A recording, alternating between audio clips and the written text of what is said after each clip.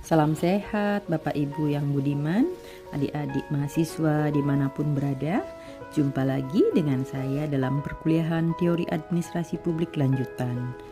Untuk program Magister Administrasi Publik, program Pasca Sarjana Universitas Ngurah Rai Bali tahun akademik 2022-2023. Kali ini saya akan membahas bab 5, yaitu etika administrasi publik. Bapak Ibu, adik-adik mahasiswa, salah satu aspek penting dan mendasar dalam proses reformasi administrasi publik adalah aspek etika administrasi publik. Masih minimnya perhatian terhadap etika sebagai landasan moral dalam penyelenggaraan administrasi publik berakibat makin rendahnya tingkat kepercayaan masyarakat terhadap penyelenggara pemerintahan negara. Pelayanan adalah masalah hati nurani, niat baik, keikhlasan, dan faktor kejiwaan lainnya. Sehebat apapun sarana dan prasarana fisik yang disediakan, peraturan perundangan yang mengatur dan faktor lainnya belum bisa menjawab kebutuhan dan harapan masyarakat publik atau pelanggan. Hasil kajian Guy Arms dan Danny Balfour dalam Prediction Giri tahun 2005 mengemukakan bahwa peran etika sangat besar dalam pelayanan publik. Selanjutnya dikemukakan bahwa ethics is the branch of philosophy which systematic thought about character, morals, and right action. In the modern age, until recently, two versions of ethics have dominated Anglo-American philosophical thinking, namely teleological or consequentialist ethics and deontological ethics. Teori deontologi hakikatnya berisi keharusan bagi setiap orang untuk melaksanakan perbuatan-perbuatan yang baik. Dengan demikian, etis tidaknya suatu tindakan tidak berhubungan sama sekali dengan tujuan, konsekuensi, atau akibat dari tindakan tersebut.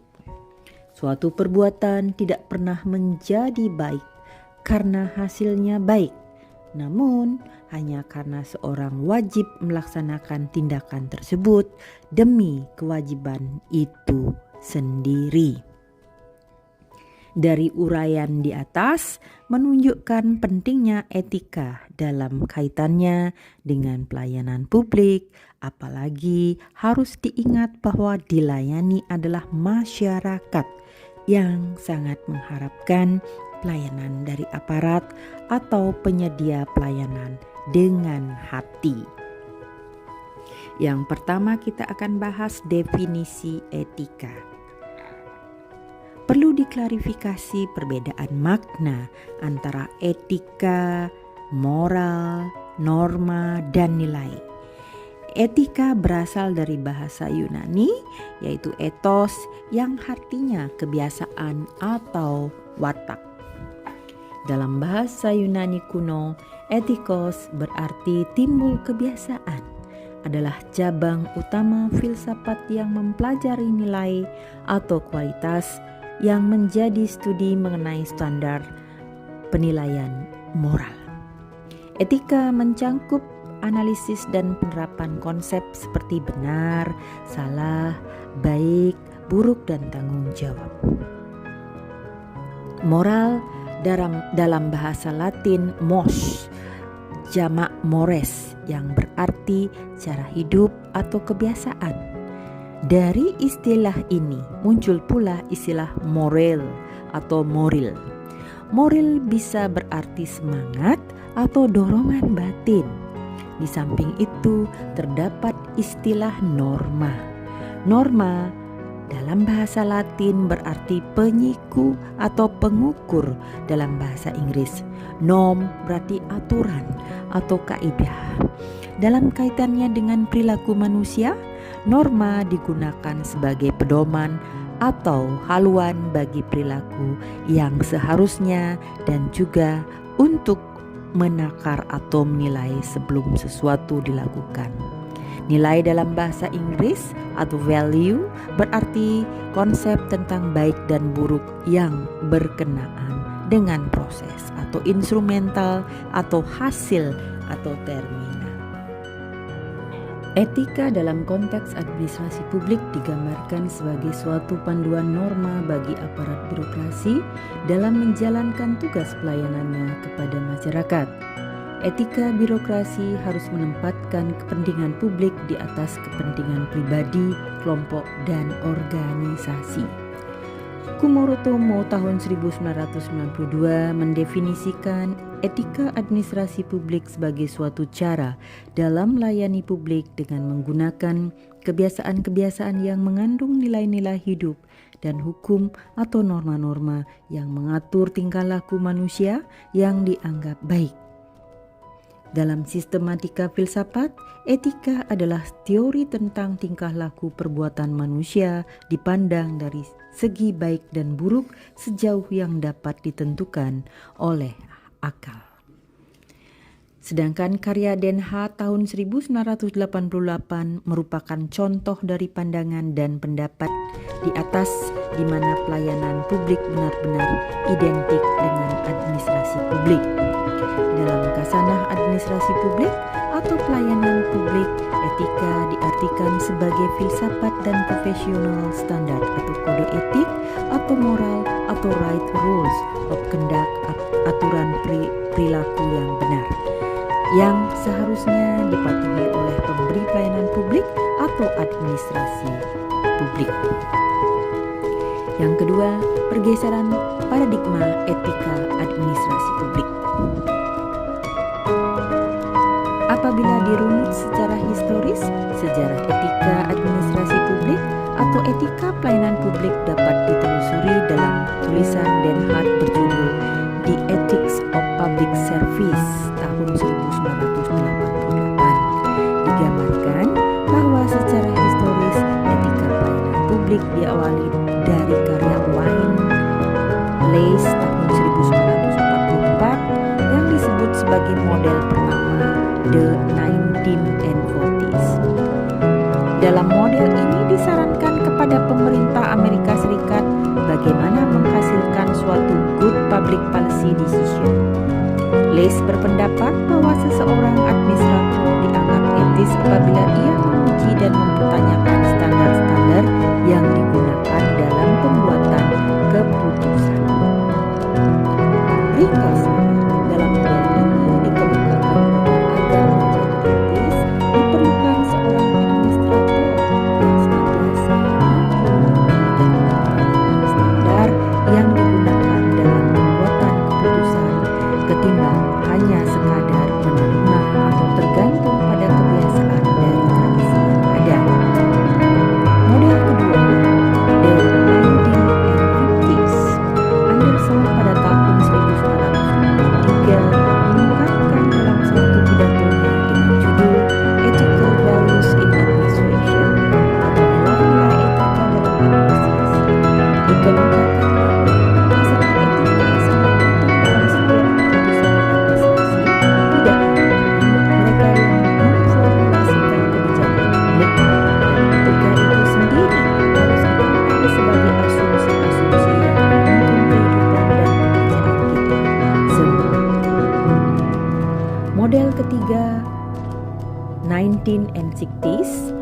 Di tahun 1960-an muncul lagi pemikiran baru lewat tulisan Golembisky dalam tulisan yang berjudul Min, Management and Morality tahun 1960 menambah elemen baru yaitu standar etika mungkin mengalami perubahan dari waktu ke waktu, dan karena itu administrator harus mampu memahami perkembangan dan bertindak sesuai standar-standar perilaku tersebut. Dalam model 3 ini pada intinya agar menjadi etis, seorang administrator sebaiknya menguji dan mempertanyakan standar atau asumsi yang melandasi pembuatan suatu keputusan. Model keempat, The 1970s, yang merupakan akumulasi penyempurnaan dari model-model 1, 2, dan 3. Ditenggarai munculnya para ahli administrasi publik yang tergolong dalam masyarakat New Public Administration yang muncul tahun 1970-an, yang memberikan nuansa baru, yaitu meminta agar administrator memperhatikan administrative responsibility.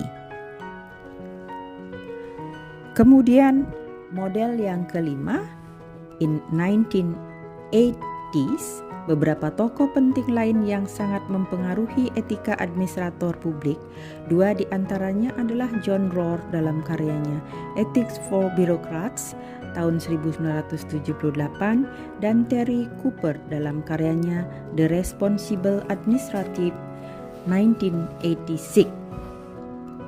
Rohr menyarankan agar administrator dapat menggunakan rezim norm, yaitu nilai-nilai keadilan, persamaan, dan kebebasan sebagai pengambilan keputusan terhadap berbagai alternatif kebijaksanaan dalam pelaksanaan tugas-tugasnya.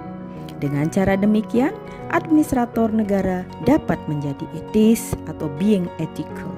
Namun menurut Cooper, etika sangat melibatkan substantif reasoning tentang kewajiban, konsekuensi, dan tujuan akhir, dan bertindak etis atau doing ethics adalah melibatkan pemikiran yang sistematis tentang nilai-nilai yang melekat pada pilihan-pilihan dalam pengambilan keputusan. Model yang keenam, After Cooper, model terakhir ini menggambarkan pemikiran Cooper bahwa antara administrator, organisasi, dan etika terdapat hubungan penting, di mana etika para administrator justru sangat ditentukan oleh konteks organisasi tempat ia bekerja. Dengan demikian, lingkungan organisasi sangat menentukan, sehingga seringkali para administrator hanya memiliki sedikit otonomi beretika. Nah, dari perspektif perilaku birokrasi, etika memegang peranan yang sangat penting dan merupakan rohnya dari administrasi publik. Dikatakan juga demikian karena etika terkait langsung dengan nilai-nilai dasar, pedoman dalam bersikap dan berperilaku baik dalam kehidupan individual maupun organisasional. 3. Peran etika administrasi publik. Kekuasaan membuat kebijakan publik berada pada kekuasaan politik atau political master, dan melaksanakan kebijakan politik tersebut merupakan kekuasaan administrasi publik. Namun, administrasi publik dalam menjalankan kebijakan politik tersebut memiliki kewenangan secara umum yang disebut discretionary power, yaitu keleluasaan untuk menafsirkan suatu kebijakan politik dalam bentuk program dan proyek.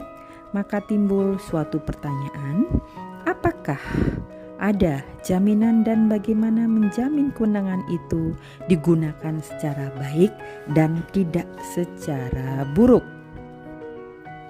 Atas dasar itulah etika diperlukan dalam administrasi publik. Etika dapat dijadikan pedoman, referensi, petunjuk tentang apa yang harus dilakukan oleh aparat birokrasi dalam menjalankan kebijakan politik, dan sekaligus digunakan sebagai standar penilaian apakah perilaku aparat birokrasi dalam menjalankan kebijakan politik dapat dikatakan baik atau buruk. Sementara itu, pemahaman administrasi publik yang disediakan oleh birokrasi merupakan wujud dari fungsi aparat birokrasi sebagai abdi masyarakat dan abdi negara, sehingga maksud dari administrasi publik tersebut demi menyejahterakan masyarakat. 4. Etika aktor administrasi publik. Faktor utama dalam keterpurukan administrasi publik, khususnya dalam pelayanan publik di Indonesia, adalah lemahnya etika sumber daya manusia atau SDM, yaitu birokrat yang bertugas memberikan pelayanan kepada masyarakat. Etika administrasi publik harus transparansi, keterbukaan, dan kemudahan akses bagi semua pihak, dan akuntabilitas atau pertanggungjawaban sesuai dengan peraturan perundang-undangan demi kepentingan masyarakat. Tindakan-tindakan tidak etis para aktor administrasi publik dalam memberikan pelayanan tersebut diantaranya adalah sebagai berikut. Yang satu, aparat belum memberikan informasi yang jelas dan benar kepada pengguna jasa, terkadang terkesan berbelit-belit, dan akhirnya para aparatur berkesempatan untuk mendapatkan uang lebih dari tawarannya yang menguntungkan, misalkan dapat menyelesaikan pembuatan KTP dengan cepat, namun dengan sedikit imbalan atas usaha yang dilakukannya. 2. Aparat belum menunjukkan sikap ramah, sopan, dan santun pada pengguna jasa. Sikap semena-mena yang ditunjukkan sebagaimana aparatur terkesan seperti merajai atau menggurui, meskipun dengan orang yang lebih tua. Sikap tersebut dikarenakan oleh derajat yang dia miliki, dia rasakan sebagai derajat yang lebih tinggi, meski sebenarnya dia tahu bahwa dia merupakan pelayan bagi masyarakat. 3. Masih ada pegawai yang tidak berada pada tempat kerjanya atau mejanya kosong di saat pengguna jasa membutuhkan pelayanan. Kebiasaan bolos kerja yang dilakukan aparatur negara membuat masyarakat merasa dirugikan. Sering masyarakat yang ingin meminta bantuan layanan jasa merupakan masyarakat yang datang dari jauh. Ternyata setelah sampai di tempat pelayanan, para pelayanan masyarakat sedang tidak ada di tempat. 4. Masih ada pegawai yang mementingkan kepentingan pribadi dan terlalu tunduk dengan apa yang diperintahkan pimpinan. Pekerjaan seharusnya tidak boleh dicampur dengan urusan pribadi agar tidak adanya kekacauan dalam pekerjaan terhadap masyarakat. 5. Aparat belum tanggap terhadap keluhan pengguna jasa pelayanan. Oleh karena itu, sudah seharusnya diterapkan pelayanan publik yang profesional. Pelayanan publik yang profesional adalah pelayanan publik yang dicirikan oleh adanya akuntabilitas dan responsibilitas dari pemberi layanan, yaitu aparatur pemerintah, dan memiliki ciri-ciri sebagai berikut. A. Efektif, yakni lebih mengutamakan pada pencapaian apa yang menjadi tujuan dan sasaran. B. Sederhana, mengandung arti prosedur, tata cara pelayanan yang diselenggarakan secara mudah, cepat, tepat, tidak berbelit-belit, mudah dipahami, dan mudah dilaksanakan oleh masyarakat yang meminta pelayanan. C. Kejelasan dan kepastian, mengandung arti adanya kejelasan dan kepastian mengenai prosedur, tata cara pelayanan, persyaratan pelayanan, baik teknis maupun persyaratan administratif. D. Keterbukaan, mengandung arti prosedur, tata cara persyaratan, satuan kerja atau pejabat, penanggung jawab pemberi pelayanan, waktu penyelesaian, rincian atau waktu tarif, serta hal-hal lain yang berkaitan dengan proses pelayanan wajib diinformasikan secara terbuka agar mudah diketahui dan dipahami oleh masyarakat, baik diminta maupun tidak. Efisiensi, bahwa persyaratan pelayanan hanya dibatasi pada hal-hal berkaitan langsung dengan pencapaian sasaran pelayanan dengan tetap memperhatikan keterpaduan antara persyaratan dengan produk pelayanan yang berkaitan. F. Ketepatan waktu.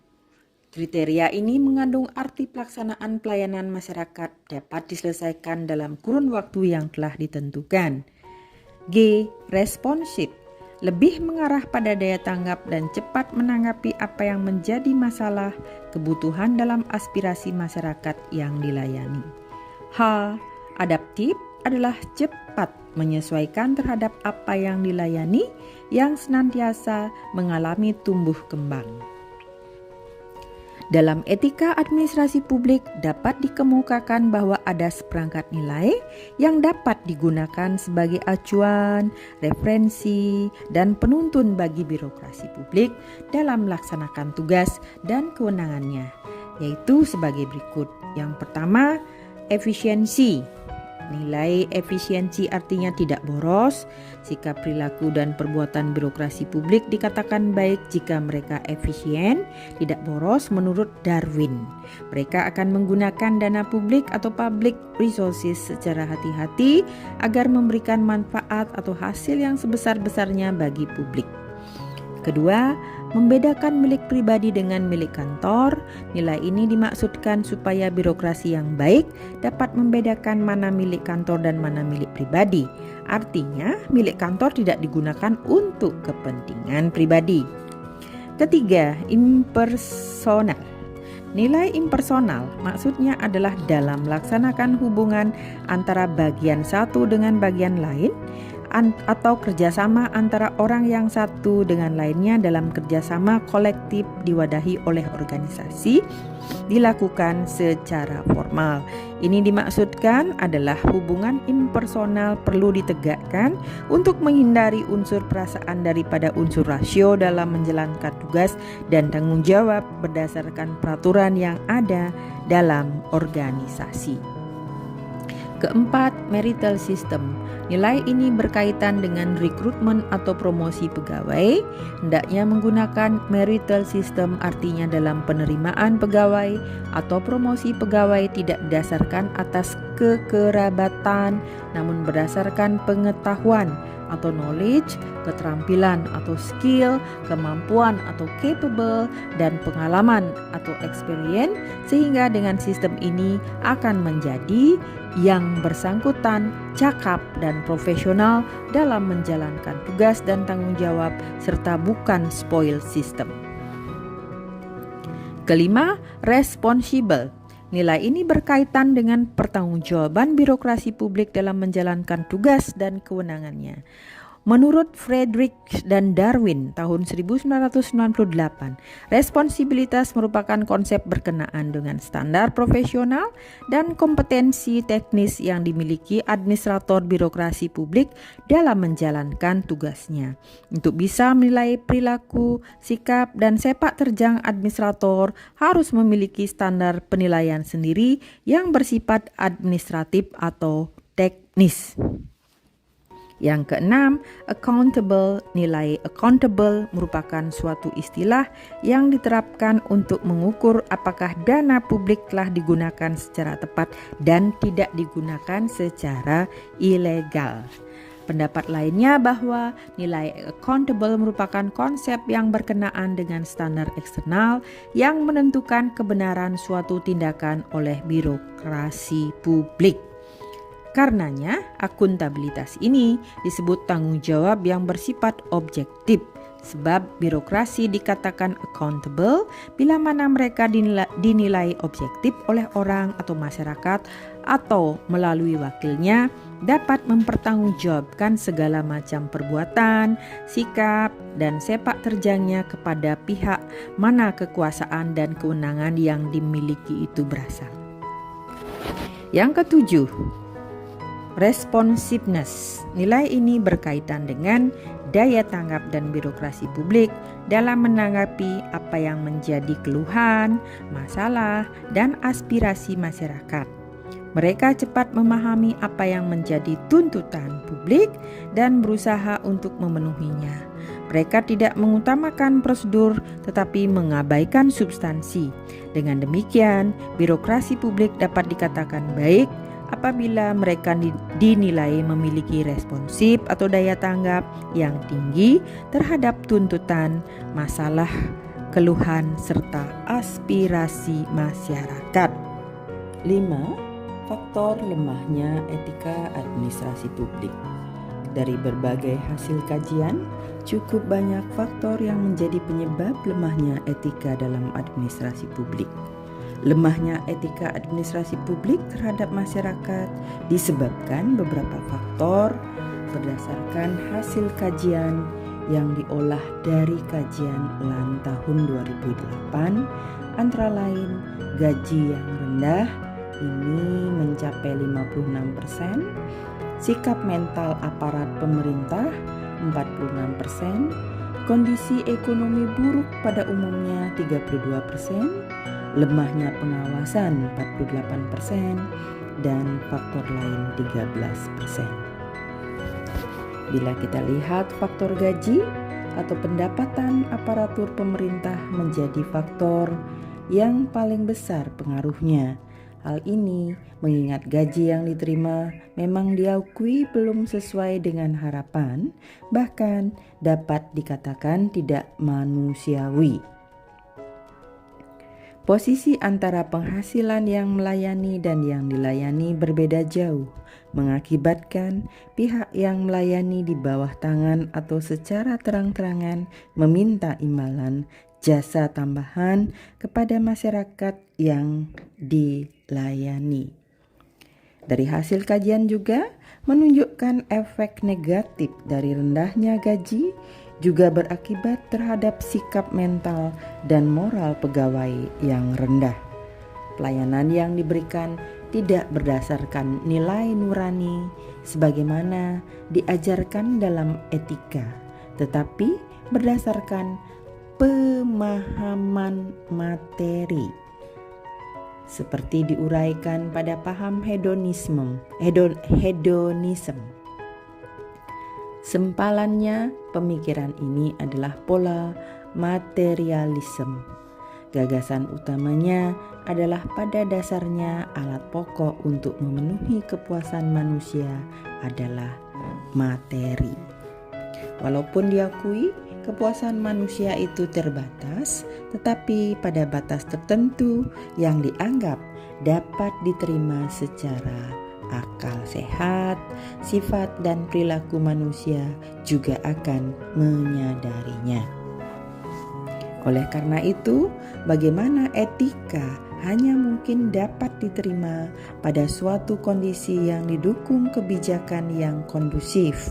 Etika hanya dapat diterapkan dengan baik pada organisasi yang telah mapan dengan didukung budaya organisasi yang kondusif.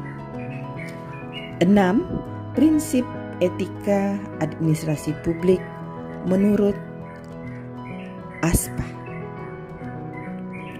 Salah satu contoh yang relevan dengan administrasi publik adalah kode etik yang dimiliki American Society for Public Administration yang disingkat ASPA, yang telah direvisi berulang kali dan terus mendapat kritikan serta penyempurnaan dari para anggotanya.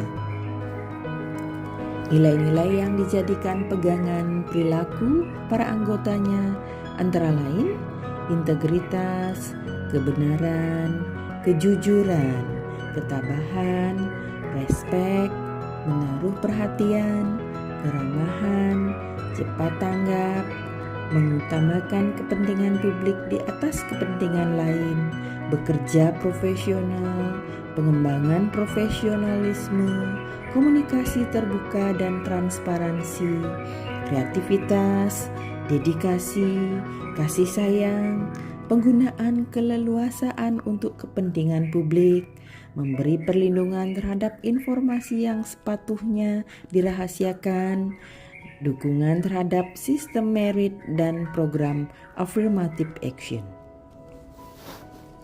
Adapun bentuk dari etika administrasi publik menurut American Society for Public Administration menyebutkan prinsip-prinsip etika administrasi publik sebagai berikut.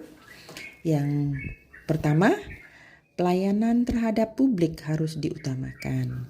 Kedua, rakyat adalah berdaulat dan mereka yang bekerja dalam pelayanan publik secara mutlak bertanggung jawab kepadanya. Ketiga, hukum yang mengatur semua kegiatan pelayanan publik yang ada harus bersifat jelas dan harus dicari cara terbaik untuk memberi pelayanan publik yang terbaik. Keempat, Manajemen yang efisien dan efektif merupakan dasar bagi administrator publik. Untuk itu, penyalahgunaan, pemborosan, dan berbagai aspek yang merugikan tidak dapat ditoleransi. Kelima, merit system dan kesempatan kerja yang sama harus didukung, diimplementasikan, dan dipromosikan. Keenam, mengorbankan kepentingan publik demi kepentingan pribadi tidak dapat dibenarkan. Ketujuh, keadilan, kejujuran, keberanian, kesamaan, kepandaian, dan empati merupakan nilai-nilai yang dijunjung tinggi dan secara aktif harus dipromosikan. Kedelapan, kesadaran moral memegang peranan penting dalam memilih alternatif keputusan. Kesembilan, administrator publik tidak semata-mata berusaha menghindari kesalahan, tetapi juga berusaha mengejar atau mencari kebenaran. Selanjutnya, asas-asas etika itu dituangkan dalam sebuah kode etik yang memuat 5 asas dan 7 asas mutu yang wajib diindahkan dan dijalankan oleh para anggota perhimpunan yang menjadi administrator, yaitu sebagai berikut. 1. Menunjukkan ukuran buku tertinggi tentang keutuhan watak pribadi, kebenaran, kejujuran, dan ketabahan dalam semua kegiatan umum, agar supaya membangkitkan keyakinan dan kepercayaan rakyat terhadap pranata-pranata negara. 2. Menghindari suatu kepentingan atau kegiatan berada dalam pertentangan dengan kewajiban-kewajiban resmi. 3. Mendukung, melaksanakan, dan memajukan penempatan tenaga kerja menurut penilaian kecakapan serta tata cara tindakan yang tidak membeda-bedakan guna menjamin kesempatan yang sama pada penerimaan, pemilihan, dan kenaikan pangkat terhadap orang-orang yang memenuhi persyaratan dari segenap unsur masyarakat. 4. Menghapuskan semua pembedaan yang tidak sah, kecurangan, dan salah pengurusan keuangan negara, serta mendukung rekan-rekan kalau mereka berada dalam kesulitan karena usaha yang bertanggung jawab untuk memperbaiki pembedaan, kecurangan, salah urus, atau salah penggunaan. 5. Melayani masyarakat secara penuh hormat, perhatian, sopan, dan tanggap dengan mengakui bahwa pelayanan kepada masyarakat adalah di atas pelayanan terhadap diri sendiri. 6.